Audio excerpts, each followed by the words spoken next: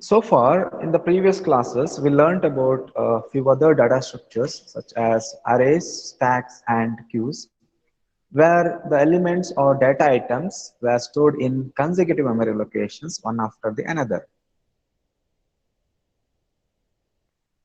because it follows static memory allocation. Whereas in linked list, we follow dynamic memory allocation. Here, the elements or data items were not stored in consecutive memory allocations. So what will be done here? Whenever you need to have a data item or element in the linked list, you look for the free memory. If whichever memory is free, if it can accommodate this data, that memory will be allocated for that data. Again, for the next data, the very next memory may not be free. The free memory could be somewhere else. So whichever memory is free and that could accommodate this data, that could be allocated. So here, data items or elements may not be stored in consecutive memory locations. The next data will be somewhere else. That is why we need to remember the address of the next node. That's why we will get the help of pointers. Here, linked list is a linear collection of data elements or data items, which will be called as nodes. And here the linear order is given by means of pointer. Here each data element or data item consisting of two parts. The first part is data and the second part is pointer or reference, which contains the address of the next node. That's why we say the linear order is provided by means of pointers, so that we can come to know the next data item present at this particular address. See, this contains two values, the data elements which contains the two values. The first part is data, that could be 10, 20, 30 or whatever. And the second part is link, which contains the address of the next node. Now, let us see what are the different types of linked list. A very simple type of linked list will be called as single linked list. This is a single linked list. The meaning is you will have only one pointer or one reference. You will not have two reference. With this reference, you will jump to the next address so that this data can be accessed. So it is a linked list which contains only one link, and very importantly, the address of the last node is null. As per single linked list is concerned, address of the last node will be null. Such a linked list is called as single linked list. The limitation here is if I at this particular node or if this particular data item, I cannot refer the previous data item because I don't have the previous reference. So this 100 is not stored here. This address is 100. It is not stored here. Only I can have further reference. So let me have another type of linked list that will be called as double linked list. So here each node points to the previous node as well as the next node. You will have two pointers. Of course, this holds the value of data 10, 20, 30, whatever. This stores the address of the next node and this stores the address of the previous node. If you are at this level, you can go to the previous data or you can go to the next data. So such a linked list is called as double linked list. In single linked list, you had only forward reference, you didn't have backward reference. Now you have both. That's why it will be called as double linked list. And the third type of linked list is circular linked list, which looks like a single linked list. But the difference is address of the last node will be, so this value is address of the first node.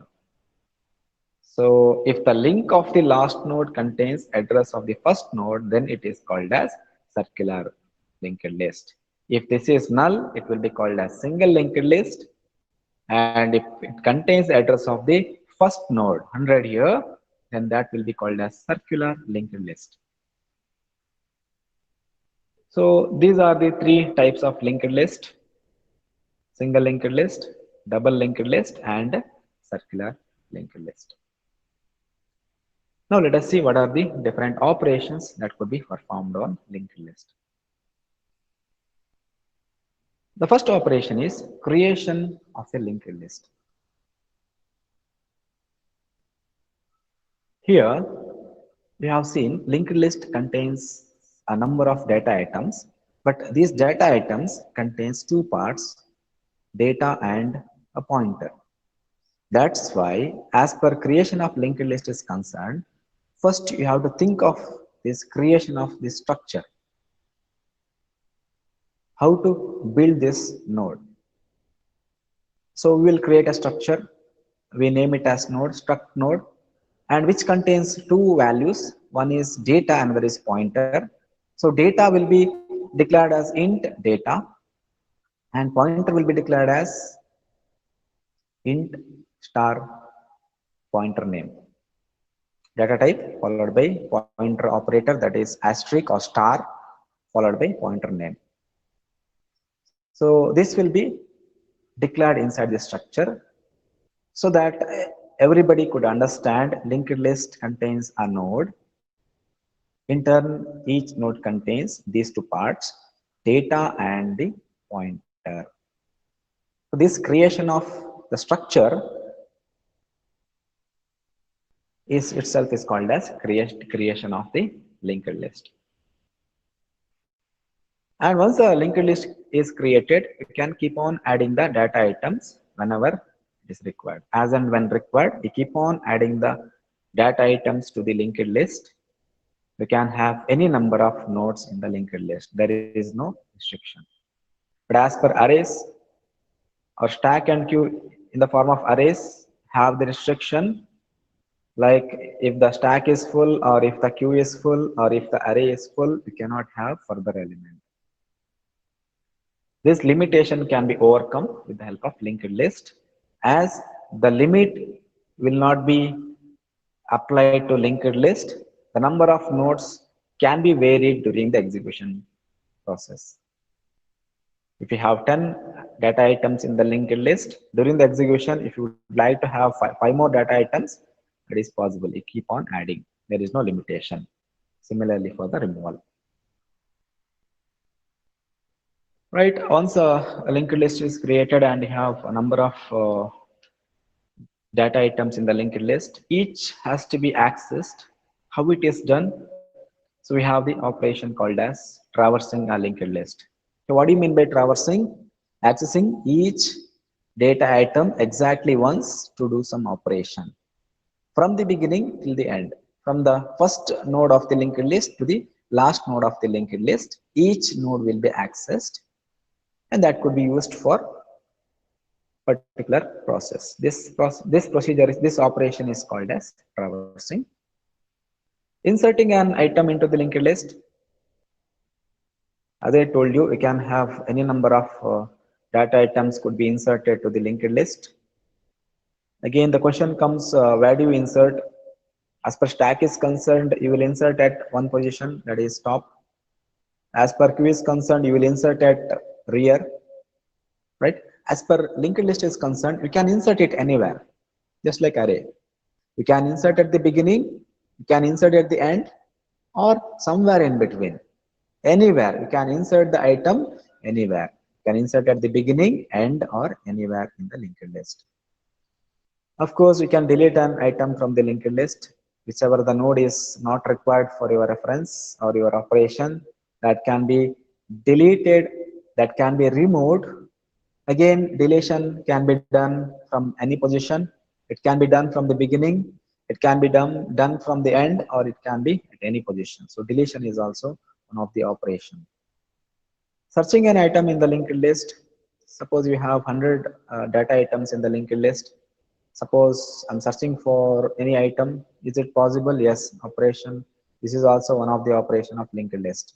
You will traverse the data items one by one, and whenever the search is found, note the location and inform. This is searching. Of course, you can combine two or more linked list, as you combined two or more arrays to make it as one array, right? So it is possible to merge two or more linked list as well. So these are the operations that could be performed on linked list. In the textbook, we have got some algorithms for these operations as well. But as per the source, these algorithms will not be asked in the examination. So I'll not be touching that so that you'll get confused, because procedure is not simple, bit of complex. So that's why I'm not going to touch that. Okay. During the regular class, I can show you how it works. Right now, just you need to know what are the operations that could be performed on linked list. This is regarding linked list. So arrays, stacks, queues, linked list, these are linear data structure. Now in the next session, we need to learn about non-linear data structure. See, in array, stacks, queues, and linked list, from one data item, it is possible to reach only another data item, only one data item. But as per nonlinear is concerned, it is possible to reach more than one. From here, we can have path to more than one. So it is a data structure in which data item is connected to several. So this is very important, not one, several other data items. Trees and graphs are best example for nonlinear data structures. So what is trees? What is graph? We are going to cover it in the next slide. So let us learn about tree. If the data items are stored or organized in the form of hierarchy, then that will be called as tree. So this is the hierarchy.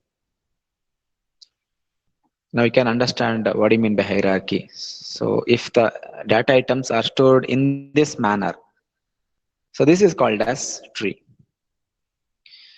All right. So tree can be like this as well. Okay. As per tree is concerned, each data items will be called as nodes. So I have represented in the form of circle or disk. So I can have value here as well, but I'm not showing here. Just let us learn what is tree. Now, as per this hierarchy is concerned, let's learn what is parent node and what is child node. Now, these are the questions that could be asked in the examination for 1 marks. What do you mean by tree? This is a definition. What is parent node? See here, parent node is a node which contains one or more child nodes, which can contain one node, one child node, or two, or three, or four, or any number of. You can have several connections, isn't it? Any number of. So at least one child node. Then such a node is called as parent node. Now, is it a parent node? No, because it does not have child node. This is a parent node. Child you have. This is a parent node. You have the child, right? Child nodes. These are the parent node. What do you mean by child node? Simple. Child node is a node which is derived from parent node. Child node is a node which is derived from parent node. Now we know what do you mean by parent node, what do you mean by child node. And of course, we know what do you mean by tree. If the data items are organized in the form of hierarchy, is called as tree. And of course, we need to learn about this as well, root and leaf. So what is root? See, as I told in the previous explanation, this is also a parent node, this is also a parent node. But only this could be called as root node. This cannot be. So what is the definition of this? Root node, a node which does not have any parent. See, this is a parent, but this has a parent. But as per this is concerned, which does not have any parent. So root node is a node which does not have any parent node, right? What is leaf node? Same concept. It is a node which does not have any leaf node. See, this is a leaf. This is the leaf. This is the leaf. This is the leaf. This is not the leaf. Correct? This is not the leaf. This is not the root. It can be called as internal nodes. Right? 1, 2, 3, 4 are leaf node. This is a root node, and these two are internal nodes. We can call it as internal node. Okay, let me take this tree. Let me check what is the height of a node. I can start from here. I can start from here, or can start from anywhere. So what is the height of a node? If I start from here, you need to check the downward path. There could be more than one path. So this could be one path. This is here another path. From here you will have another path. So what is the exact height? That is the longest downward path. Right? So what is the height of a node? It is the length of the longest. You will have so many paths, downward paths, but which is the longest? Okay, so it is the length of the longest downward path to where? To the leaf node. See, let me consider this node. So longest, let me calculate the downward path from this. So from here to here, 1. Let me check this, 1, 2, to this. And to this, it is 1 and 2. So which is longest among these two? So what is height of this node? So height of this node is true. This is how we will calculate. In the examination, if this question is asked, what is the height of a node? It's the length of the longest downward. So that is very important, not upward, downward path towards the leaf node. This is called as height of a node. Let me consider from here. So height here is 1, downward path is 1. Till here it is 2. Let me calculate for this. Till here 1, 2, 3. Again from here to here it is 1, 2 and 3. For this 1, for this it is 2, for this it is 3, and for this as well it is 3. So height of this node is called as, so height of this node will be 3. And this is of course height of a tree as well, height of a node as well as height of a tree. So what is height of a tree? In the place of height of a node, if it is asked what is the height of a tree, it is the longest length of the longest downward path from the root node to the leaf node. From that node, you don't say from that node, you say from the parent node. As per tree is concerned, as per node is concerned, you say from that node. As per tree is concerned, you say from the root node. It is the length of the longest downward path to a leaf node from the root node. Right? Depth. We learned what is height. Now let us see what is depth. As per height is concerned, you will have more number of, you could have more number of downward paths, but depth is concerned, you will have only one path. We don't say longest, shortest, whatever. We say only path. So the length of the path from that particular node to the root. Now we have to calculate to the root. You can start from here. It is 1. There will be no other path. So we say only the length of the path to the root node. From here it is 1, 2, 3. Length of the path to the root. This is called as depth of a node. Okay, let me consider this tree. What is subtree? Can I call this as subtree? As per definition is concerned, subtree is also a tree. This is a main tree, and this will be called as subtree. So what is a subtree? It is a tree in tree, this tree, which contains a node and all its descendants. cannot leave any nodes here. So subtree of a tree T. So this together I will consider as big T, capital T of this T. Subtree of this tree T is a tree, which is also a tree containing a node in T. This is the form of this. This is the part of this node in T and all its descendants. This is called as subtree. Is it a subtree? I said this is a subtree. Is it a subtree? Yes, because this is a tree. It looks like a tree, contains a node in this and all its descendants. Now let us see what is binary tree. Don't say which contains the values zeros and ones. It is something different. It is a tree in which each node has at most two descendants. Look at this tree. From this we have got two descendants. From this we have two descendants. From this we have two descendants. From this you have only one descendant. It's not talking about exactly two. It's talking about most two. Can have more. You can have maximum two descendants. You can have one descendant. You can have two descendants. You cannot have more than two. At most two descendants.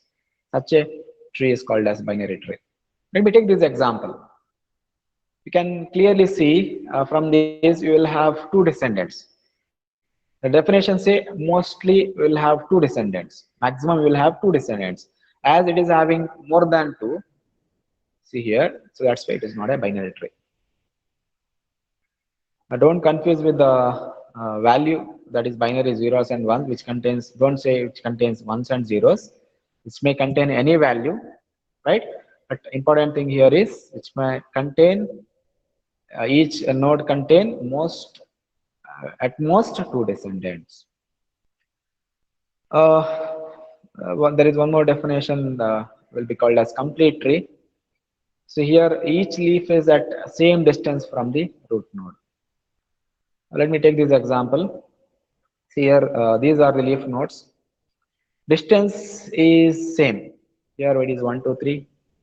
So for all this is 3. For this as well it is 3. So all the leaf nodes are at the same distance from the root nodes. Then it will be called as complete tree. This cannot be called as binary tree. The simple reason is there are three nodes.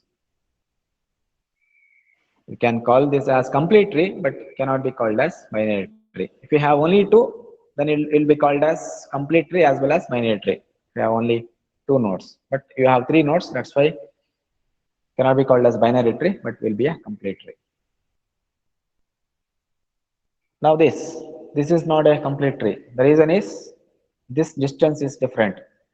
For all these leaf nodes, the distance is 3. For this leaf node, the distance is 1. That's why this is not a complete tree. Right? These are regarding trees. All these definitions can be come in the examination for 1 mark. Next, one more type of non-linear data structure is graph. Looks like tree, but difference is from a node you can arrive into different nodes, and to any node you can arrive from any number of nodes. But as in the case of tree, for any node you will have only one parent node. For any child node you will have only one parent node. Parent node may contain number of child nodes, but one single child node will contain only one parent node. But as far as graph is concerned, this is not the case. A parent node contain any number of child nodes, and a child node may be derived from any number of parents. See, if I consider this node B, may be derived from A, may be derived from E, may be derived from D, or whatever. But in the examination, you may get this question: what do you mean by graph? Simple. It is set of vertices. Okay. Individually, we call it as vertex. Okay. In a group, we call it as vertices. A set of vertices and edges. So this is called as vertex, and this is called as edge. This is for communication and this is for holding the data. Then this is called as graph. Okay, the graph is a set of vertices and edges which connect them. If you have direction to these edges, it will be called as digraph. Okay, sometimes you will have one direction from here to here you can arrive. Sometimes you will have two directions, you can have both way communications. If you have one direction, that will be called as digraph. If you have both the directions, it will be called as bigraphs. All right, so this is regarding the nonlinear data structure, trees and graphs. With this, we'll come to an end of data structures. Thank you.